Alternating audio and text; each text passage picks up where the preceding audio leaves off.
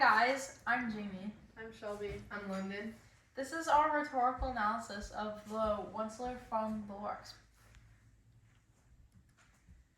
Okay, so this is the speaker, obviously, the onceler. He came from a family who didn't accept him or support him, and they didn't think that his invention would succeed. He's an entrepreneur who invented and sold his invention, which was the thneed. He cut down the truffula trees of the forest to create his thneed. He made the critters of the forest unhappy because he wanted to expand his business, and he cut down more and more trees throughout the movie.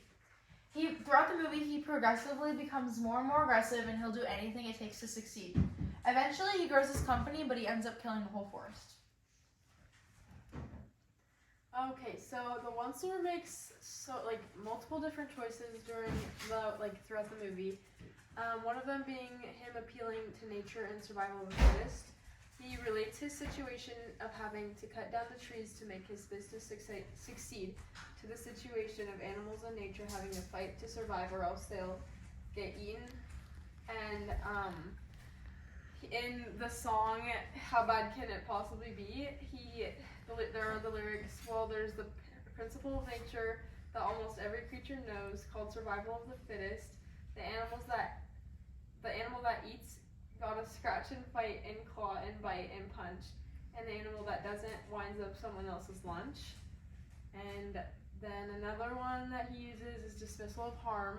He starts by only cutting down one tree and says that it does no harm.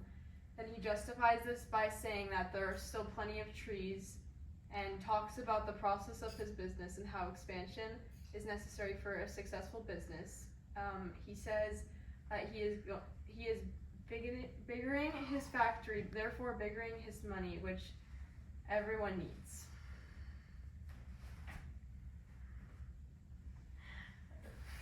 Oh, sorry. So the effect of his rhetorical actions. By relating his situation to survival of the fittest, the onceler is making his situation relatable to the animal situation. Therefore, he's trying to gain the support of the animals. The effect of his attempt at relating is gaining a sense of understanding, or maybe even sympathy, from the animals. The effect is stating how many trees there are and how only a few trees being cut down won't make much of a difference. He's trying to justify his deforestation. He's explaining his reasoning and hoping to gain acceptance from the audience. His tone is enthusiastic, and this is an attempt at getting the animals and any of the people listening to his song to adopt his enthusiasm about the business and how exciting it is. The purpose of the onceler was to convince the audience that the need of cutting down the trees is his way of keeping his business. He slowly introduces to the audience what he is doing in order to survive, and he starts as cutting down a few trees, and then it becomes cutting down the whole forest. He is justifying his actions that what he is doing to the forest. When he relates to the survival of the fittest, he is trying to show the animals that if he doesn't succeed in his business, he will drown in the industry, just like if they don't fight to survive, they'll get eaten. The situation, the onceler situation changes multiple times throughout the movie. The onceler is a businessman who arrives in a beautiful natural forest full of truffula trees. He wants to cut down the trees to make and sell thneeds, a product he invents. At first, business is booming, but he doesn't think about the environmental damage he's causing. As he keeps cutting down more and more trees, the forest becomes destroyed, animals lose their homes, and pollution grows. Eventually, all the trees are gone, and the onceler is left alone with a ruined environment and no more resources to make his product. He feels regret and wants to warn others to protect nature. We don't have to watch this right now, but this is the music video of How Bad Can It Be from the lyrics if you want to go watch it on your own time, but you've probably all seen the music video. And now, enjoy our skit using the rhetorical choices that the onceler made in his song. Bye, guys. Bye. Okay. Good morning, class. Good morning. If you remember, we have a test to complete today. I'm going to pass them out. No. If you don't already have your pencils ready, get them ready. Oh no. You have 36 seconds to complete your test. Go.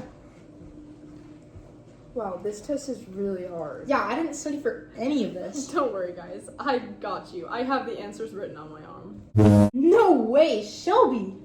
Yeah, I didn't study either, and I gotta do what I gotta do to pass this test. Isn't that cheating? Yeah, but the teacher will never know. Plus, there's so many kids in this class, a few kids cheating won't make a difference. But we're sacrificing our own knowledge. If we cheat, none of this information is coming from our head. But we'll fail her class if we fail this test. This test determines our final grade. Don't you want to pass it? Yeah, but not if it means risking getting caught and not getting smarter. Trust me, I've done this on all the past tests and she's never found out. But that doesn't mean it's the right thing to do. You're ruining the class environment. I don't want to cheat. What if you guys just cheat on a few questions? Then you won't be doing too much harm, right? Maybe you're right. A few questions wouldn't be too bad. Thanks, Shelby. Now maybe we won't completely bomb this test. Yeah, how bad could it possibly be? And scene. That was good. Toby, say hello. Good.